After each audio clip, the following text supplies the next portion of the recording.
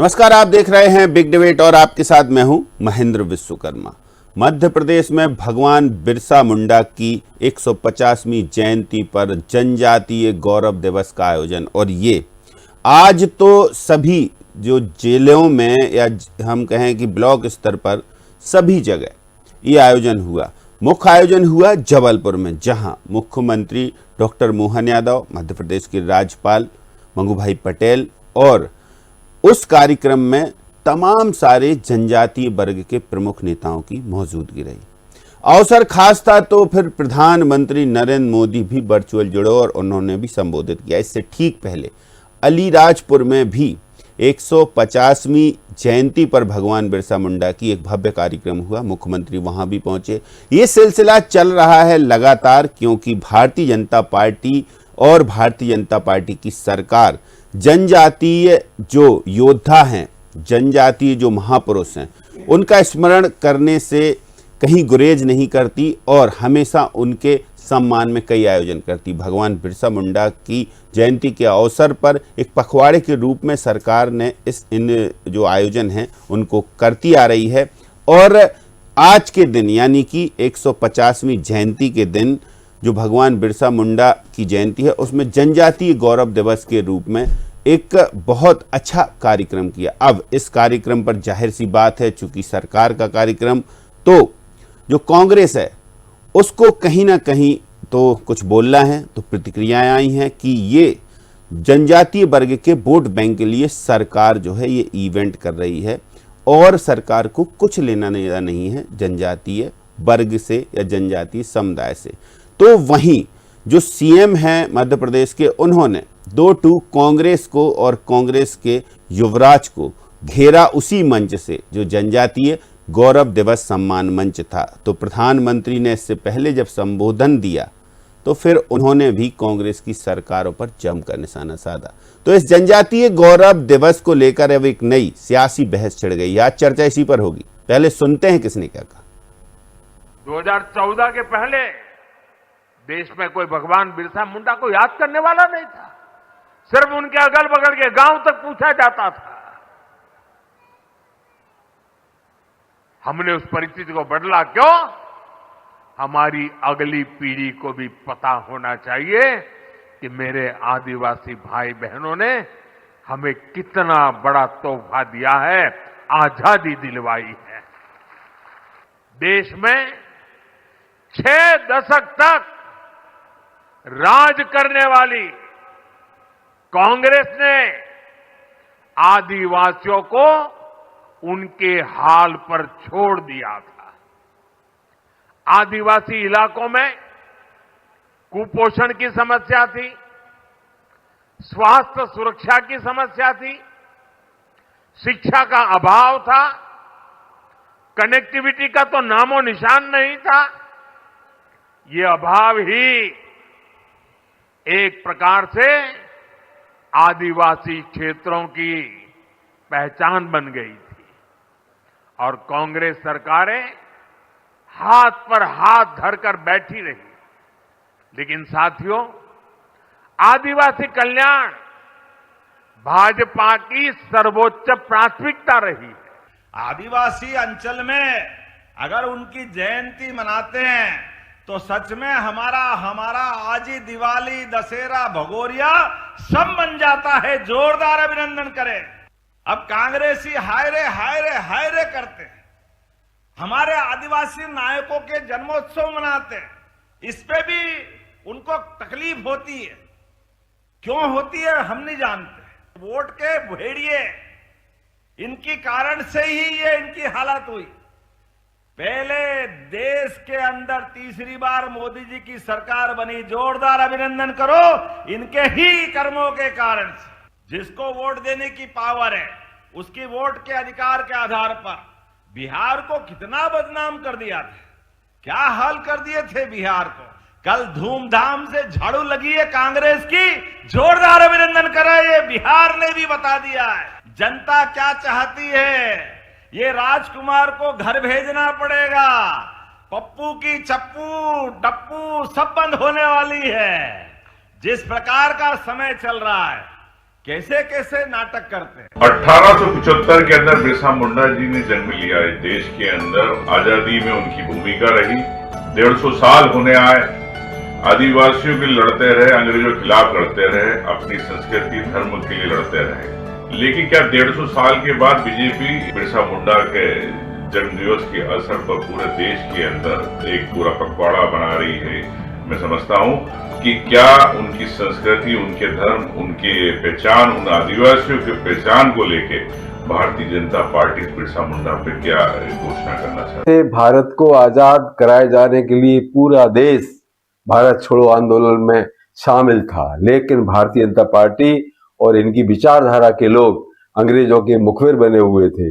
उनकी सेना में युवाओं को भर्ती कराए जाने का बीड़ा लेकर आए थे, उनसे पेंशन लेते थे, उनसे गलतियां मनाते थे और उनकी मुखबरी किया करते थे।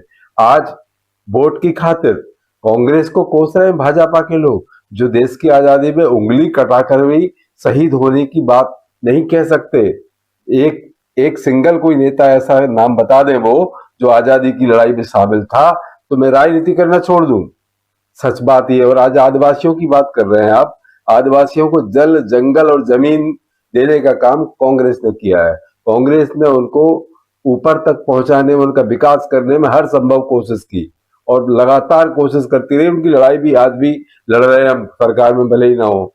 लेकिन आप तो उनके चेहरों पर सागर में पेशाब करा देते हो। आप तो उनके बच्चों को ट्रॉली से बांधकर रौंद कर मार डालते हो।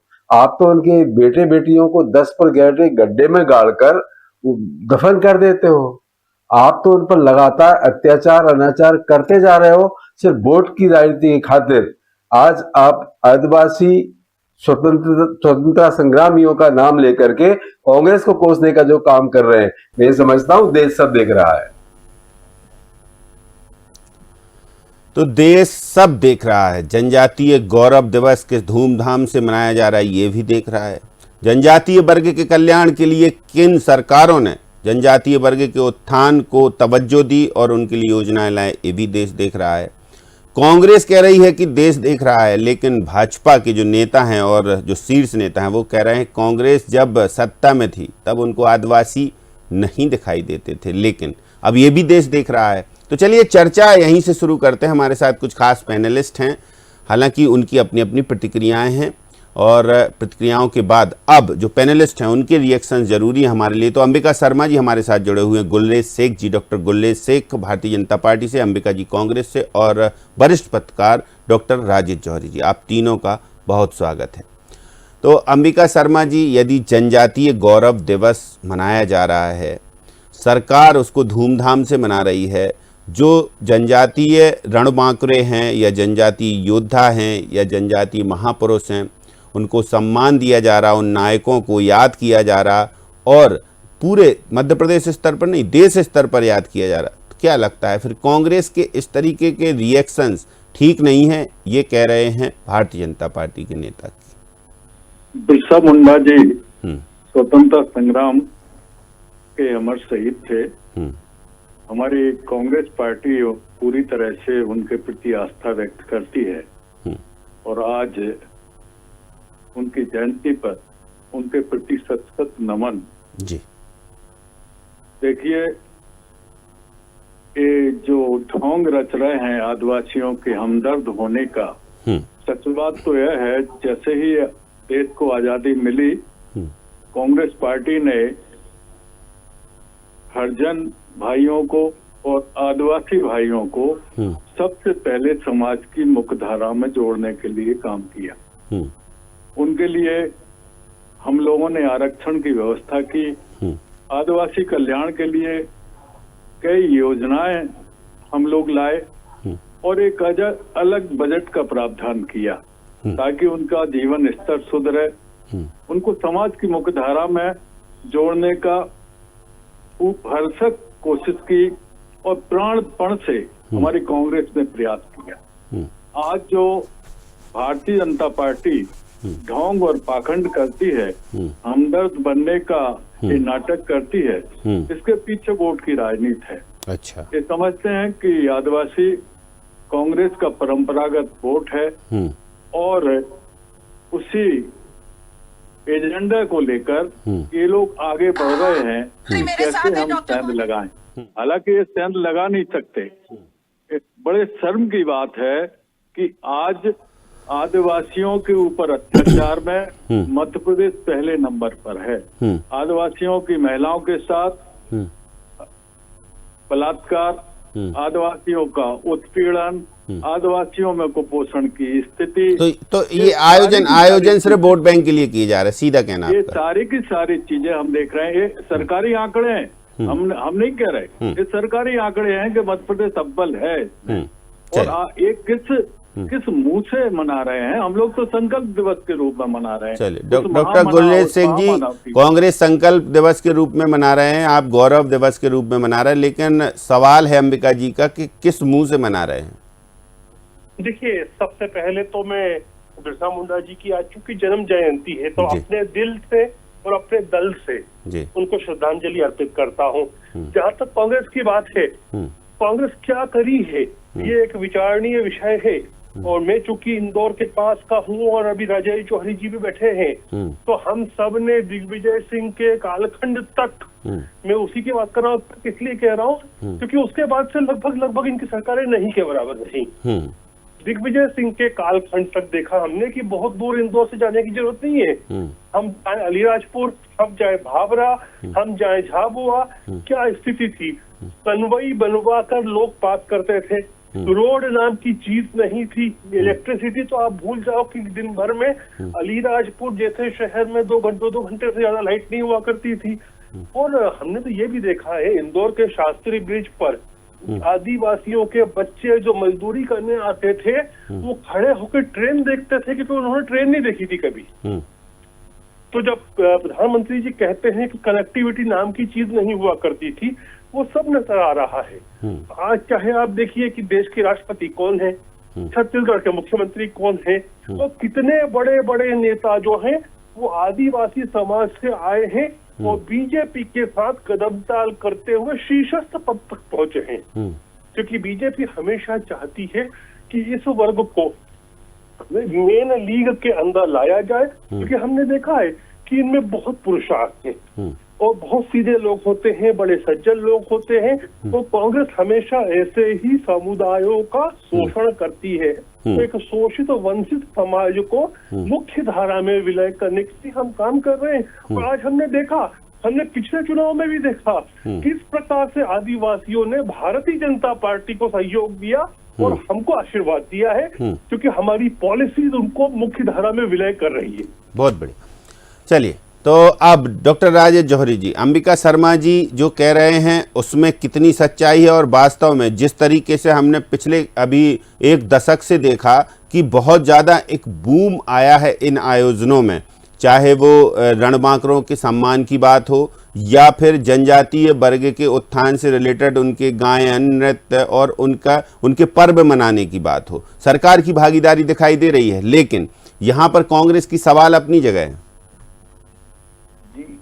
ऐसा है कि ये बात सच है बिल्कुल कि चाहे बिरसा मुंडा जी हो, चाहे टांटिया भील हो, चाहे फिर वो रानी गाइदिली हो, चाहे फिर लचित बरफुकन हो, पूरे देश में ऐसे बहुत सारे लोग थे, उनको उनका जो योगदान था वो सही तरीके से, जिसे कहना चाहिए, इसे कहते हैं ना कि देयर हीरोइज्म वाज नॉट संग, उनको वो उतना सम्मान नहीं मिला अपने देश में जो मिलना चाहिए था। और अगर अपन अब इस इलाके की बात करें जहां हम लोग जिस इलाके में हैं, तो टंटिया भील इस इलाके के एक बहुत बड़े भीमा नायक, एक और भीमा नायक जो है निमाड़ के काफी बड़े क्रांतिकारी हुए। तो ये भीमा नायक हो गया, टंटिया भील हो गए। टंटिया भील का एक छोटा सा मंदिर बना हुआ था पातालपानी रेलवे स्टेशन के, जो उनका एक्सटेंशन है रेलवे स्टेशन का, वहां पर आउटर पर। और वो मंदिर पिछले 50, 60, 70, 80 सालों से वैसे का वैसे छोटा सा बना था। जो टंटिया भील के कौन रिश्तेदार हैं, टंटिया भील की हिस्ट्री क्या है, ये किसी को नहीं मालूम था।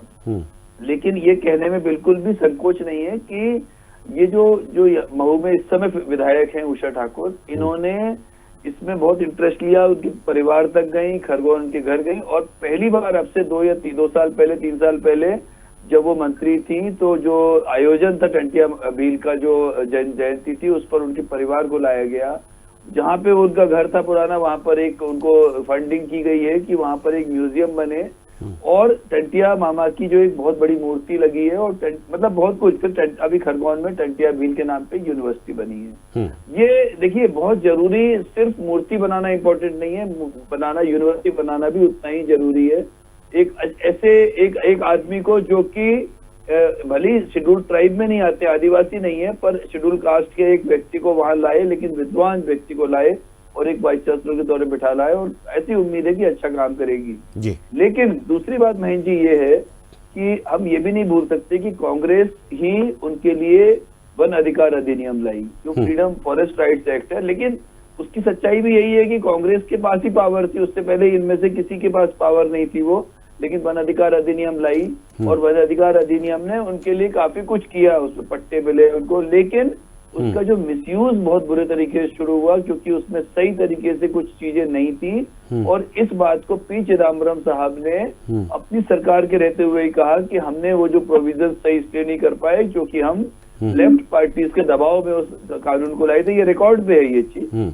तो तीसरा पॉइंट ये है कि जो आदिवासियों की अगर बात करें हम, जो आपने कहा कि 10-20 साल से दिख रहा है, तो आदिवासियों की बात करें तो जो उनका डिस्प्लेसमेंट है, आज भी आदिवासी जो है अपने झाबुआ अलीराजपुर के आदिवासी, धार जिले के आदिवासी, वो गुजरात जा रहे हैं, महाराष्ट्र जा रहे हैं काम करने, अलग अलग जगहों पर जा रहे हैं। तो उनके डिस्प्लेसमेंट के लिए कभी कुछ नहीं सोचा गया। जैसी स्थिति थी, अजीत जोगी जैसे लोगों को कलेक्टर बनाया, उनका एजेंडा कुछ और था, उन्होंने अपना काम जो करना था पूरे तरीके से किया, वो अपन को यहाँ बोल नहीं सकते उस बात को, ठीक, लेकिन उसके वो भी ऑथेंटिक है। आखिरी बात ये है कि जो शिक्षा और जो हेल्थ केयर था उनका, उस पर उस तरह से ध्यान नहीं दिया गया जैसा दिया जाना चाहिए था। अब आदिवासी जागृत हो गया है, अब आदिवासी अपने अधिकारों की बात करने लगा है, तो अब स्थितियां बदली हैं। अब इसमें सरकार का भी क्या रोल है वो सब हम मतलब अब आदिवासी जागृत हो गया है अंबिका शर्मा जी, यही वजह है कि कांग्रेस से दूरियां बनाने लगा है। चुनाव परिणाम देख लीजिए, डॉक्टर गुल्ले से कह रहे हैं चुनाव परिणाम सब बताते हैं कि जनजाति वर्ग के लोग किस पर भरोसा कर रहे हैं, किन सरकारों पर भरोसा कर रहे हैं, क्योंकि जब आपकी सरकारें रही हैं यहाँ तब तो उन्हें बिजली भी नसीब नहीं हुई, अच्छा पानी नसीब नहीं हुआ, बाकी योजनाओं की तो छोड़ दीजिए आप बात।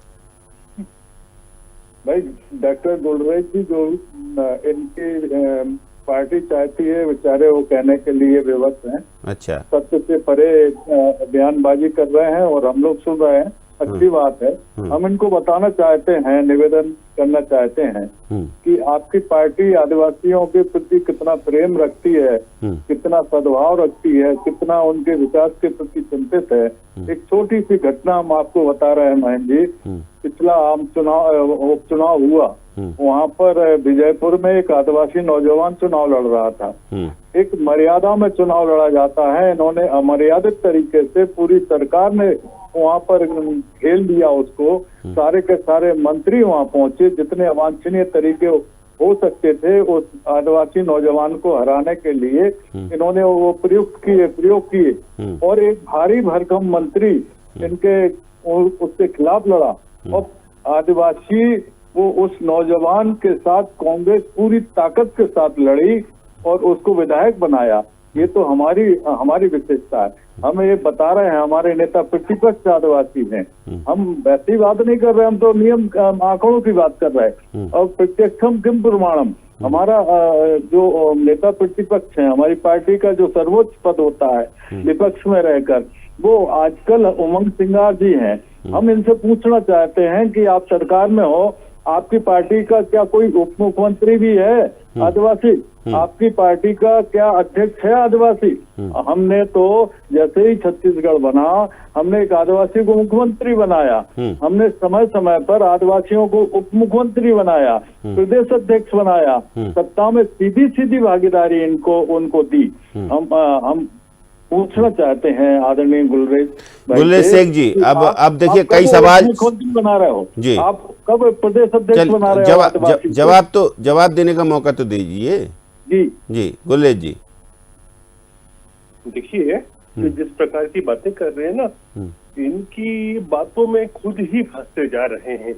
मैं अब इनसे ये पूछूंगा कि मध्य प्रदेश में पहले मुख्यमंत्री जो कि खुद कांग्रेस पार्टी के थे, जोशी जी से लेकर इनके आखिरी मुख्यमंत्री कमलनाथ जी तक, एक भी आपने क्या मुख्यमंत्री बनाया आदिवासी वर्ग से, अनुसूचित जाति वर्ग से, पिछड़े वर्ग से? तो आपने तो न पिछड़े के हुए, न अनुसूचित जाति के हुए, न जनजाति के हुए। जहां तक भारतीय जनता पार्टी की बात है, आप छत्तीसगढ़ को उठा के देख लीजिए, आप उड़ीसा को उठा के देख लीजिए, ये सब के सब दलित समाज से आते हैं और आदिवासी समाज से आते हैं। तो हमने तो आदिवासियों को मुख्यमंत्री से लेकर राष्ट्रपति तक बनाया है। और यहाँ पर जो इन्होंने उमंग सिंगार जी की बात की, उमंग सिंगार जी की क्या औकात कर दी है जिसको पटवारी नहीं, इनसे पूछिए आप। और आदिवासियों को कितना ट्रस्ट है इन पर, बिहार के आदिवासी क्षेत्रों में इनका स्ट्राइक रेट क्या रहा है, इनको चुल्लू भर पानी में डूब मरने की बात है, पूछ लीजिए आप इनसे। बताइए अंबिका जी। देखिए, आदिवासियों की जो दुर्दशा इस सरकार के रहते हुए हो रही है, और इसके बाद जो सरकारी कार्यक्रम मना रहे हैं, हमारा निवेदन इनसे ये है कि पहले तो इनकी सरकार ये प्रयास करे कि आदिवासियों के ऊपर जो उत्पीड़न हो रहा है वो कब कम होगा। जो सर्वोच्च उस पर है, मैंने सर्वाधिक अगर उत्पीड़न वाला प्रदेश है आदिवासियों का तो मध्य प्रदेश है। ये कब इस विशेषण से अब आप कब मुक्त होंगे? सबसे ज्यादा बलात्कार आदिवासी महिलाओं के साथ होता है मध्य प्रदेश में। ये पूरे प्रदेश में, देश में सबसे ज्यादा होता है। सबसे ज्यादा कुपोषण आदिवासियों में है। आप लाखों करोड़ की योजनाएं ला रहे हैं, वो भ्रष्टाचार के भेंट चढ़ जाती हैं। ये भ्रष्टाचार की जो एक आपका उपक्रम चल रहा है, एक आपका एक पूरा इसको रोजगार का वो स्वरूप देती आपने भारतीय जनता पार्टी के पक्षों को, ये कब बंद करने जा रहे हैं? लाखों करोड़ की योजना है, फिर भी अपेक्षित विकास नहीं हो पाया आदिवासियों का। ये तमाम ऐसे प्रश्न हैं जो इनको देना ही पड़ेंगे, और अगर नहीं देते हैं तो फिर ठीक है, बेशर्मी की पराकाष्ठा है।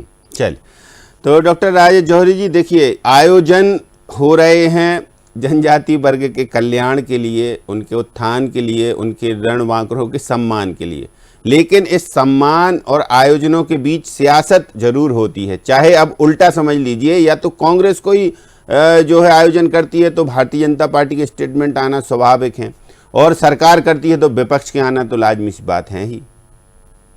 देखिए, ये बात सही है कि कांग्रेस विपक्ष में है और विपक्ष का काम है विरोध करना।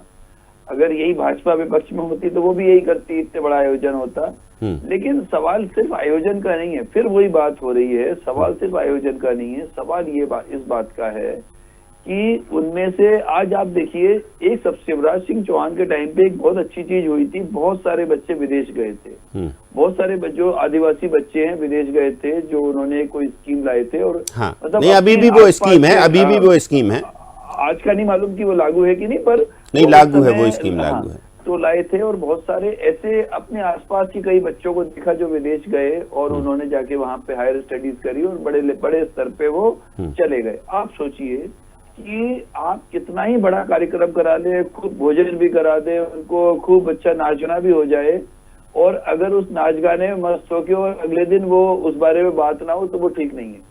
जो सबसे जरूरी चीज है वो ये है कि उनका उत्थान कैसे होगा। देखिए, जैसे अभी आप छोटी सी बात है, अभी वो जो खरगोन में जो विश्वविद्यालय बना है, टंटिया भील के नाम पे बना है, जो उस विश्वविद्यालय के अभी तो किराए की बिल्डिंग में चल रहा है। तो अभी हम लोगों ने पूछा भाई कब बिल्डिंग आएगी, तो अभी वो बजट आ गया है, बता रहे हैं कि नई बिल्डिंग बनेगी और काफी भव्य बिल्डिंग बन रही है। और उसको अलीराजपुर, झाबुआ, उसको जो भी डीएवीबी के पास थे जो जिले, वो सब निकाल के उसको दिए गए, और उसके पास डीएवीबी से ज्यादा कॉलेज होंगे उस यूनिवर्सिटी के पास। ये बहुत कमाल की बात है। अब क्या होगा उससे फर्क क्या पड़ेगा कि वो जो आदिवासी बच्चा है या वो आदिवासी बच्ची है जिसके दिमाग में, क्योंकि अभी समस्या क्या आ रही है, पूरी कांग्रेस और भाजपा दोनों के विचार तो बहुत अच्छे रहते हैं, दोनों नेशनलिस्ट पार्टी है, दोनों हमेशा राष्ट्रवादी विचारों को प्रोत्साह देते हैं। लेकिन ऐसे बहुत सारे दल हैं, ऐसे बहुत सारे एलिमेंट्स हैं जो कि उनमें आदिवासी बच्चों में, आदिवासी बच्चियों में गलत तरह के विचार डाल रहे हैं कि आपका जैसे कांग्रेस तो विपक्ष के कारण कह रही, पर उनका तो काम ही है कैसे भी करके उन लोगों का कि उनको नेगेटिव चीजें उनके अंदर आए। तो वो चीज जब वो देखेंगे कि विश्वविद्यालय भी हमारे जो महापुरुष हैं उनके नाम पर है, उसी विश्वविद्यालय के अंदर हमारा कॉलेज है। एक और बात थी, एक बहुत ही अच्छी योजना आई थी, वो है stride, scheme for transdisciplinary research, और इसके आदिवासियों पे फोकस्ड है वो। स्ट्राइड ने भी आपको बताया इतना जबरदस्त काम किया है इस पूरे, मतलब कुल मिलाकर थोड़ा थोड़ा काम हो रहा है, सरकार का मूवमेंट है। अब धीरे धीरे इन चीजों को ग्रोथ मिलेगी। तो डॉक्टर गुल्ले शेख, आखिरी कमेंट आपसे, कुछ और ऐसी योजनाएं युवाओं को जोड़ने की, महिलाओं को आगे लाने की, सिकल सेल एनीमिया पे काम कर ही रही है सरकार, केंद्र की भी साथ में, तो ऐसे मतलब उनको उनके स्वास्थ्य से लेके, सुविधा से लेके और शिक्षा तक। देखिए, जिस प्रकार से आप मोदी जी को देख रहे हैं, मोहन जी को देख रहे हैं, डेफिनेटली हर जगह पर और हर आदिवासी बहुल्य क्षेत्र में अस्पतालों का लगातार निर्माण हो रहा है। यदि हम शालाओं की बात करें तो शालाओं में 600% से ज्यादा का इजाफा हो चुका है। अब हमारा मेन फोकस जो है कि शालाओं में बच्चे छोड़े नहीं, पढ़ाई के बीच में ड्रॉप आउट रेट कम से कम हो जाए, और जो हायर एजुकेशन है उनमें इन बच्चों को ज्यादा से ज्यादा इंटीग्रेट किया जाए। उसके ऊपर हम सीबीएसई के साथ भी काम कर रहे हैं, क्योंकि उन्होंने भी कुछ चीजें की हैं जो एकलव्य स्कूल से, दूसरे स्कूल से, इनके जवाहर नवोदय स्कूल से, जो पीएम राइज स्कूल से, उन सब में भी जो चीजें आई हैं और जो एक्सपीरियंसेस मिले हैं वो सीबीएसई से हम ग्रहण कर रहे हैं। यूजीसी के साथ भी मिलकर बहुत सारे काम हो रहे हैं। तो मेन फोकस अब आज के समय में जो है मोदी सरकार का, मोहन जी की सरकार का, कि शिक्षा और उच्च शिक्षा में ज्यादा से ज्यादा इजाफा हो हमारे आदिवासी भाई बहनों। बिल्कुल, स्किल डेवलपमेंट साथ में हो। चलिए, बहुत शुक्रिया गुल्ले शेख जी, हमारे लिए वक्त निकाला। बहुत शुक्रिया अंबिका जी, और धन्यवाद आपका डॉक्टर राजेश जौहरी जी। तो सीधी बात कि जो जनजातीय गौरव दिवस सम्मान का आयोजन हुआ, सरकार ने आयोजन किया, और जो भारतीय जनता पार्टी के नेता हैं उनने सबने सहभागिता निभाई। सरकार की ओर से जो मंत्री हैं उन्होंने पूरे प्रदेश में भव्य आयोजन, प्रधानमंत्री ने संबोधन भी दिया, और डॉक्टर मुख्यमंत्री मोहन यादव ने जनजातीय उत्थान के लिए जो योजनाएं हैं उनको क्रियान्वयन में तेजी लाने का वादा भी किया। अब देखते हैं आगे आगे क्या होता, क्योंकि सियासत इन आयोजनों पर होती रहेगी। दरअसल मूल वजह है कि मध्य प्रदेश में 47 जनजातीय वर्ग की विधानसभा की सीटें आरक्षित हैं। सभी अपने पाले में सभी दल चाहते हैं, इसलिए सभी के अपने अपने तथ्य और तर्क होते हैं। लेकिन इस बीच मध्य प्रदेश की भाजपा की सरकार जो बेहतर कर सकती है वो करेगी, ये डॉक्टर मोहन यादव का वादा है, और उन्होंने ये वादा जनजातीय गौरव दिवस के आयोजन में जनजातीय वर्ग के लोगों के बीच किया है। तो हमारी इस खास पेशकश यानी बिग डिबेट में इतना ही। मुझे दीजिए इजाजत, नमस्कार।